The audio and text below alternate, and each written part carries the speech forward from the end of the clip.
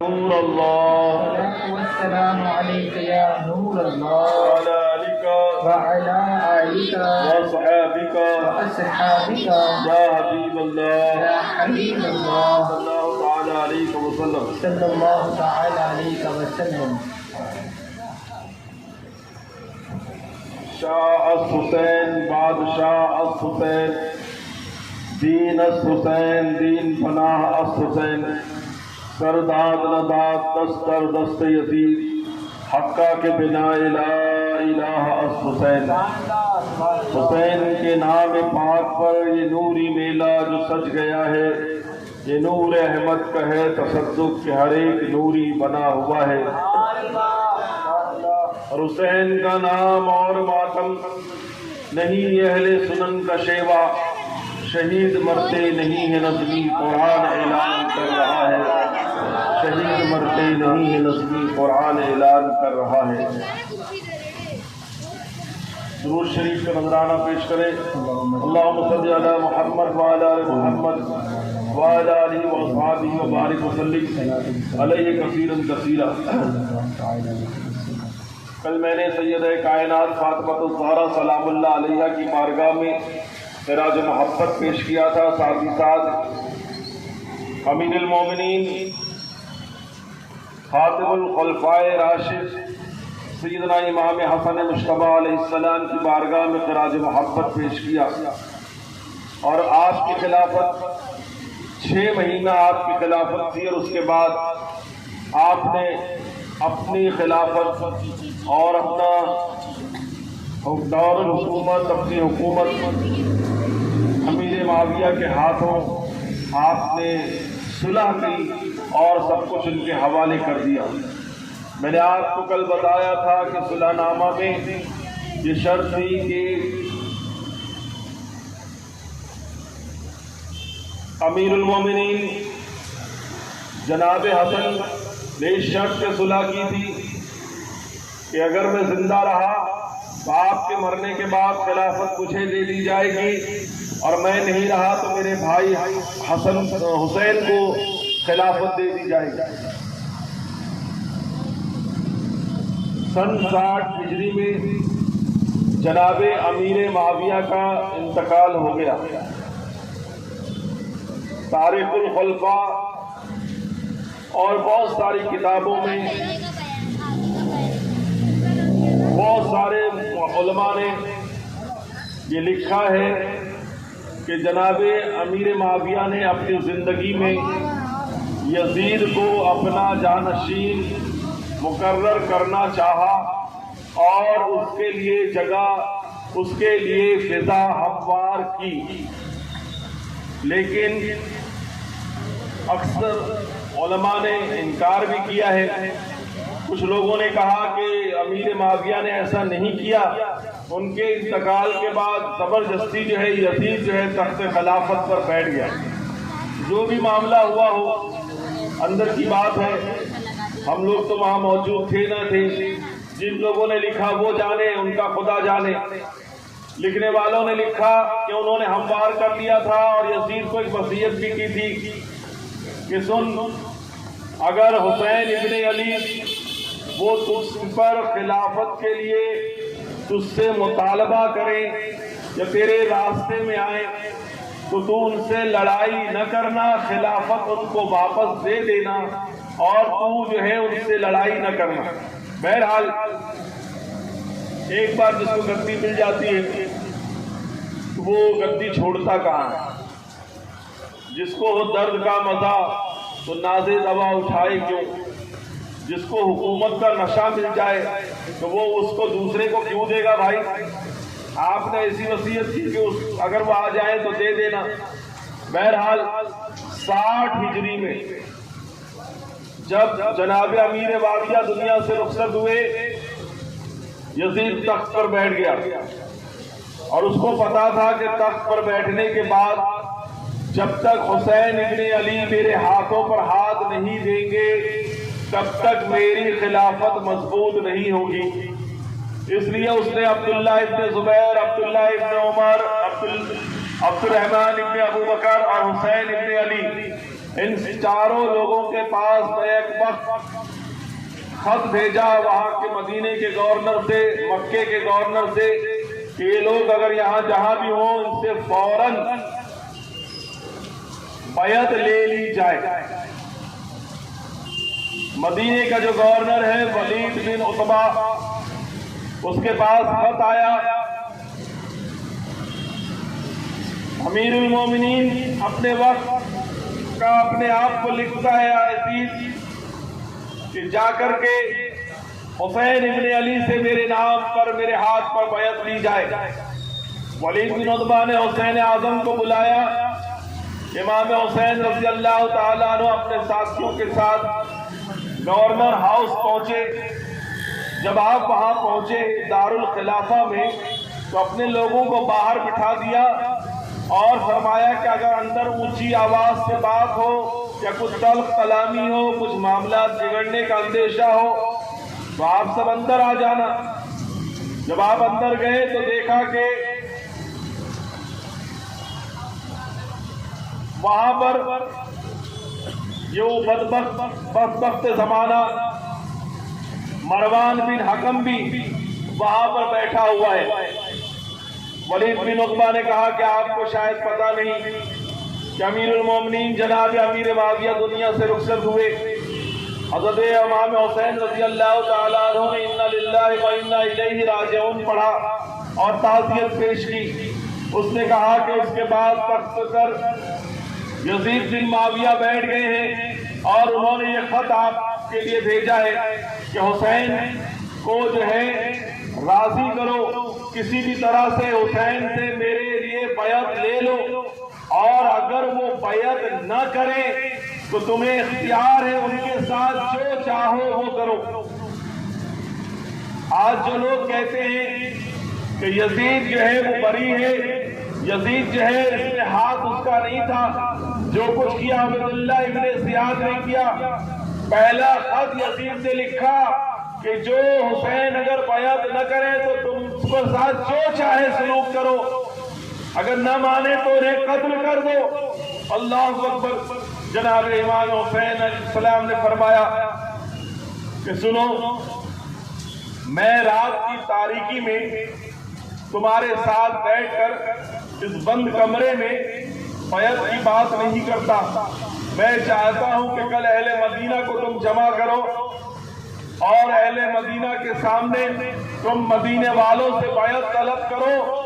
جب مدینے والوں سے تم بیعت کرو گے تو میں بھی آ جاؤں گا اور جو میرا معاملہ ہوگا میں وہاں پیش کر دوں گا۔ تو وہ ولید نے کہا ٹھیک ہے، آپ کو رات بھر کا موقع بھی مل جائے گا، آپ سوچ لیجئے کہ آپ کو کیا کرنا ہے۔ بہت تیزی کے ساتھ میدان کرب و بلا کی طرف میں آپ کو لے چلنا چاہ رہا ہوں۔ وقت کی گنجائش نہیں ہے کہ میں تفصیلات میں جاؤں، لیکن میرے ایک ایک جملوں پر آپ غور کریے گا کہ جب جناب امام حسین باہر تشریف لائے اور اپنے گھر تشریف لائے تو اپنے گھر والوں سے کہا اب مدینے میں ہم نہیں رہ سکتے، اس لیے کہ اب اگر ہم مدینے میں رہے تو مدینے میں ہمارے لوگوں پر ظلم، زیادتی، جبر کیا جائے گا یزید سے بیعت کرنے کے لیے، اور میں نہیں چاہتا کہ میرے نانا کے شہر میں مسلمانوں کا خون بہے، میں نہیں چاہتا کہ میرے نانا کے شہر میں ہمارے خون بہائے جائیں، اس لیے میں چاہتا یہ ہوں کہ ہم سب مکے کی طرف روانہ ہو جائیں۔ دارالامن کہا جاتا ہے مکہ کو، وہاں پر لڑائی جھگڑا کرنا حرام ہے، وہاں پر کسی کی جان بیجا لینا حرام ہے، دارالحرم ہے، تو میں چاہتا یہ ہوں کہ ہم مکے کے لیے روانہ ہو جائیں۔ اللہ اللہ، گھر والوں سے کہا حسین نے کہ تیاری کرو، گھر والوں سے کہا کہ تیاری کرو، اب ہم یہاں پر زیادہ نہیں رہ سکتے۔ اللہ اللہ، حسین اعظم گھر والوں سے کہتے تیاری کرو، اور اس کے بعد سیدنا امام حسین رضی اللہ تعالیٰ عنہ اپنے آقا و مولا جناب محمد رسول اللہ صلی اللہ تعالیٰ علیہ وسلم کی مزار اقدس پہ حاضر ہو جاتے ہیں اور اللہ کے رسول کی بارگاہ میں سلام عرض کر کے کہتے ہیں کہ نانا اب میرا مدینے میں رہنا دشوار ہو گیا ہے، یہ ظالم میرے خون کے پیاسے ہو گئے ہیں، میرے نانا میں نہیں چاہتا کہ آپ کے شہر انور میں خون بہایا جائے، میں نہیں چاہتا کہ آپ کے شہر اقدس میں خون کی رنگریلیاں کھیلی جائیں۔ میرے آقا اب حسین کو اجازت دے دیجئے، بچپن کا کیا ہوا وعدہ پورا کرنے کا وقت آ گیا ہے، میرے آقا حسین کو اجازت دے دیجئے۔ حسین کبھی بے ہوش ہوتے، کبھی ہوش میں آتے، کبھی بے ہوش ہوتے، کبھی ہوش میں آتے۔ الغرض اللہ کے رسول کی بارگاہ سے نکلے، اپنی والدہ محترمہ کی بارگاہ میں جنت البقیع میں حسین پہنچے ہیں۔ ماں کی ممتا، اللہ اللہ، ماں کی محبت، ماں کا پیار، ماں کا آنچل حسین کا یاد آ رہا ہے۔ بچپن سے لے کر بچپنے کے اندر ماں کا سایہ جب چھوٹ گیا تو نانا نے پرورش کی تھی، آج نانا کا شہر بھی چھوٹنے والا ہے، ماں کی آغوش محبت بھی چھوٹنے والی ہے۔ حسین جہاں پر جنت البقیع کے اندر رو رہے تھے، میرے دوستوں، میرے بزرگوں، میرے ساتھیوں، تاریخ لکھنے والوں نے لکھا کہ جنت البقیع میں لگ رہا تھا کہ زلزلہ آ گیا ہے، جنت البقیع میں لگ رہا تھا کہ زلزلہ قائم ہو گیا ہے۔ میرے دوستوں، میرے بزرگوں، الغرض اپنے بھائی امام حسن کی قبر پر پہنچے، بھائی سے رخصت لی، امام حسین رضی اللہ تعالیٰ عنہ اب اپنے گھر میں واپس تشریف لائے۔ تمام سامان ریڈی ہے، تمام ساز و سامان تیار ہے، جانور تیار کر لیے گئے، اونٹ تیار کر لیا گیا۔ اللہ اللہ، حسین اعظم نے بیویوں سے کہا کہ سب لوگ تیار ہو جاؤ اور اپنی اپنی کنجیاں جو ہے جناب فاطمہ صغرا کو دے دو۔ حضرت سیدہ فاطمہ الصغرا ابھی 5 یا 7 سال کی بچی ہے۔ اللہ اللہ، وہ کہتی ہے کہ بابا یہ سب لوگ چابیاں لا کر گھر کی مجھے کیوں دے رہے ہیں؟ بابا کیا میں آپ کے ساتھ نہیں چل رہی ہوں؟ کیا آپ مجھے اپنے ساتھ نہیں لے چلیں گے؟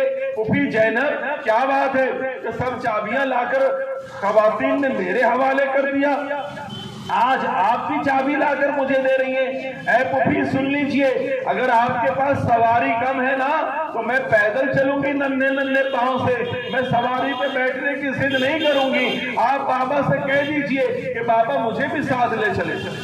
ام لیلہ نے سیدنا علی اصغر جب صرف 10 دن کے ہیں، اللہ اکبر، سیدہ صغرا ہے، 10 دن کا بھائی علی اصغر ہے، ہاتھ میں ہے، گلے سے چپٹ گیا، ماں ام لیلہ لینا چاہتی نہیں آ رہا۔ اس کے بعد جناب شہر بانو آگے بڑھی، لینا چاہتی نہیں آ رہے، جناب سکینہ آگے بڑھی، لینا چاہتے نہیں آ رہے، جناب حسین آئے، لینا چاہے نہیں آ رہے، رو رہا ہے بچہ، صغرا کو چپک کر چھوڑتا نہیں ہے۔ جناب حسین نے نہ جانے کیا کہا علی اصغر کے کان میں، علی اصغر فوراً تیار ہو گئے، فوراً حسین کی گود میں مسکرا کر آنے لگے۔ پوچھنے والوں نے پوچھا، اے جناب حسین تم نے کیا کہہ دیا کہ یہ کسی کے گود میں بچہ نہیں آ رہا تھا، آپ کی گود میں واپس کیسے آ گیا؟ تو جناب حسین نے کہا ہے میری بہن زینب، میں نے اس اصغر کے کان میں اتنا کہا ہے کہ اصغر تم یہاں رکنا چاہتے ہو مدینے میں نے دیکھا ہے مدینے والے آقا نے بتایا ہے تمہارا نام جو ہے وہ کربلا کے شہیدوں میں لکھا ہوا ہے۔ اللہ اللہ، اپنے باپ کی آخری بے گناہی کا ثبوت دینے کے لیے علی اصغر جو ہے علی اصغر میدان کربلا میں شہید ہونے والے ہیں، یہی بات حسین نے آج پہلے کان میں کہہ دی، چھوڑ کر کے آ گئے۔ اللہ اللہ، اب جب قافلہ نکلا، جناب عباس کی ماں اور ام المؤمنین نے کہا کہ عباس قافلے کو آگے بڑھا دے اور تو میرے ساتھ تھوڑی دیر کے لیے باہر آ جا۔ اللہ اللہ، لے کر کے ام المؤمنین کہاں گئی؟ عباس کو لے کر کے، سیدنا عباس کو لے کر کے۔ کون عباس علمبردار؟ ان کے بارے میں آگے آپ کو تفصیل سے بتاؤں گا۔ یہ مولا علی شیر خدا کے بیٹے ہیں۔ اللہ اللہ، ام المؤمنین کی اولاد ہے۔ سیدہ فاطمہ الزہرا نے کہا تھا کہ اے میرے آقا، اے میرے مولا، اے میرے آقا आका अली मेरे इंतकाल के बाद ऐसी नस्ल में शादी करना कि ऐसे बच्चे पैदा हो तुमसे बहादुर कि उनकी बहादुरी की कहानी कयामत तक लोग बयान करते रहे और मैदान करबला में वो मेरे हुसैन पर जान निछावर करते रहे। अल्लाह अकबर। उम्मुल बनीन अपने बेटे हजरत सैयदना अब्बास को लेकर के आप तशरीफ लाई और उसके बाद कहा ले गई रोज़े रसूल पर। अब्बास का हाथ पकड़ा, रसूल अल्लाह के मज़ार पे रखा, दूसरा हाथ पकड़ा अल्लाह के रसूल के सर अपने मज़ार अल्लाह अपने जो है आका करीम सल्लल्लाहु अलैहि वसल्लम के मज़ार पर एक हाथ है, दूसरा हाथ अपने सर पर रखा। फरमाया मेरे बेटे अब कसम खा। अम्मी क्या कसम खाऊं? कहने लगे कसम खा कि अब मैं ये हाथ मेरे उस वक्त तक सलामत रहेंगे, जब तक उस वक्त तक हाथ सलामत रहेंगे जब तक जैनब के सर पर चादर सलामत रहेगी। जैनब के सर पे चादर तकरीर छीनने से पहले मैं अपने बाजू गवा दूंगा। मैं अपने बाजू हुसैन के पहला अगर तीर चलेगा तो मैं अपने सीने पर लूंगा। मेरा हाथ अगर रहेगा तो हुसैन और हुसैन के घर वालों की हिफाजत के लिए रहेगा। मेरे दोस्तों, मेरे बुजुर्गों, आप में से मुझे पता नहीं किसी ने अपना घर छोड़ा है या नहीं, अपना मोहल्ला छोड़ा या नहीं। हम कहीं पैदा हो जाएं, 10 साल 15 साल 20 साल रह जाएं तो वहां पर हमको रहना और उसके बाद वो घर दर छोड़ना कितना मुश्किल होता है। जो घर शिफ्ट करते हैं 3 साल 4 साल में, उनसे पूछो। वो हुसैन जिसे 56 साल की जिंदगी वहां गुजारी मदीने में, वो हुसैन जो मस्जिद नबवी में खेल कर बड़ा हुआ, वो हुसैन जो नाना के कंधों पर सवार होता था, वो हुसैन जो नाना के मस्जिद और मेहराब में खेलते थे, आज वो हुसैन नाना का शहर छोड़कर मक्का जा रहे हैं। हुसैन के दिल पर कैसी कयामत गुजरी होगी, हुसैन को कितनी तकलीफ हुई होगी। ये क्या है? हिस्ट्री अपने आप को रिपीट करती है, हिस्ट्री अपने आप को बदलती है, अल्लाह अकबर दोहराती है तारीख। एक जमाना था मक्के वालों के जुल्म और सितम से तंग आकर अल्लाह के रसूल हुसैन के नाना ने मक्का छोड़ा था। आज हिस्ट्री रिपीट हो रही है। मदीने वालों में जुल्म और सितम न हो, मदीने में अल्लाह के रसूल के मदीने की हुर्मत पामाल न हो। हुसैन अपने और अपने बच्चों को लेकर के कत्ल गारतगिरी से बचने के लिए मक्का की तरफ रवाना हो रहे हैं। मक्का पहुंचे हुसैन, अहले मक्का ने खुशी मनाई कि हुसैन आ गए, इब्ने रसूल अल्लाह आ गए। मक्का वालों ने इमाम हुसैन का इस्तकबाल किया। मक्का में अब्दुल्ला इब्ने जुबैर मिले, अब्दुल्ला इब्ने अब्दुर्रहमान मिले, अब्दुल्ला इब्ने उमर मिले और बहुत सारे सहाबा, जिल्ले सहाबा, वहां पर सरकार के बहुत सारे सहाबा, उनके बेटे मिले। सब ने हुसैन का खैर मकदम किया। इत्मीनान से रहिए, सुकून से रहिए। अल्लाह अल्लाह। यहाँ जब यजीद बैठा तख्त पर तब कूफियों को बेचैनी हुई। कूफियों ने खत लिखना शुरू किया, कहे हुसैन इब्ने अली, हम तो जनाब माविया को ही अमीरुल मोमिनीन नहीं मानते थे, हम तो माविया की खिलाफत ही नहीं कबूल थी हमको। ये तो आपके भाई हुसैन हसन ने उनसे सुलह कर ली, हम तो उनको नहीं मानते थे। और उनके जाने के बाद उनका ही जो बेटा बदबख्त जो तख्त पर बैठ गया है, हम कभी इसके हाथ पर अपना हाथ नहीं देना चाहते, इसको हम कभी खलीफा नहीं मानना चाहते।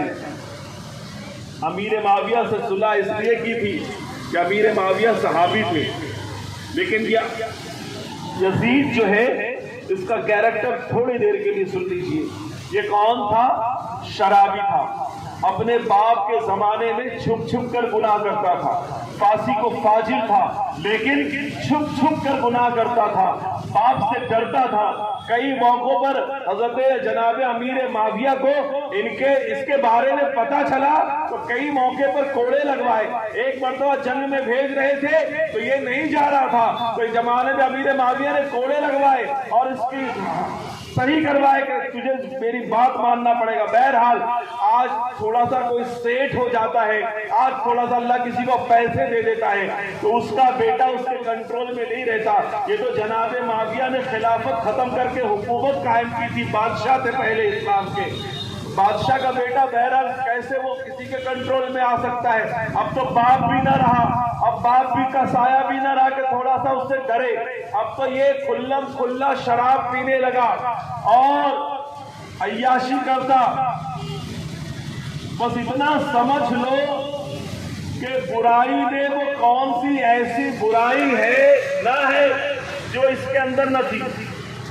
तारीखुल खुलफा में लिखा, अल बिदाया व निहाया में लिखा कि यजीद में दुनिया की हर बुराई मौजूद थी, कोई ऐसी बुराई नहीं। सोता उस वक्त तक न था जब तक कि औरत इसे नाच नाच के गाने न सुना देती। म्यूजिक सुनता था, सारंगी बजाई जाती थी, शराब का प्याला दिया जाता था, तब जाके सोता था। बंदर नचवाया करता था, सोने की टोपियां बंदर को पहनाया करता था, मुर्गे लड़ाया करता था। ये जो है अलग अलग तरह के फालतू काम करता था। सिर्फ इतना ही नहीं, अय्याशी करता, शराब पीता, लवंडेबाजी करता। इसके साथ साथ पहला मुसलमान है जिसने चेहरे से दाढ़ी निकलवा दी। इसके पहले मजहब इस्लाम में किसी ने एक सुन्नत रखी थी, मेरे आका ने फरमाया था सबसे पहले मेरी सुन्नत को जो तब्दील करेगा वो बनी उमैया का एक लौंडा होगा। वो बनी उमैया का लौंडा यही यजीद बदबख्त था। मेरे दोस्तों, मेरे बुजुर्गों, इतना ही नहीं किया, सौतेली बहन के साथ निकाह, सौतेली माँ के साथ निकाह, सगी पुप्पी के साथ निकाह, खाला के साथ निकाह, इन तमाम चीजों को उसने जायज कर दिया। अल्लाहु अकबर कबीरा। नाना की शरीयत, हुसैन आजम के नाना ने जो इस्लाम लाया था उसमें अमेंडमेंट करने लगा, अपनी तबीयत की शरीयत चलाने लगा।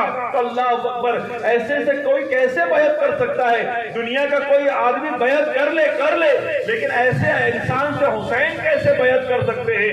कूफा वालों ने खत लिखना शुरू किया कि क्या लिखा कि हुसैन इब्न अली, अब हम यजीद के हाथ पर बैत नहीं कर सकते, आप आ जाइए, हम आपके हाथ पर बैत करना चाहते हैं। मेरे दोस्तों, मेरे बुजुर्गों, एक नहीं, दो नहीं, तीन नहीं, एक रिवायत में आया 150 खत, एक रिवायत में आया 534 खत, और बड़े बड़े अजिल्ले उलमा ने लिखा कि 1200 खतूत ये जो है कूफियों ने हुसैन आजम को मक्के में भेजा।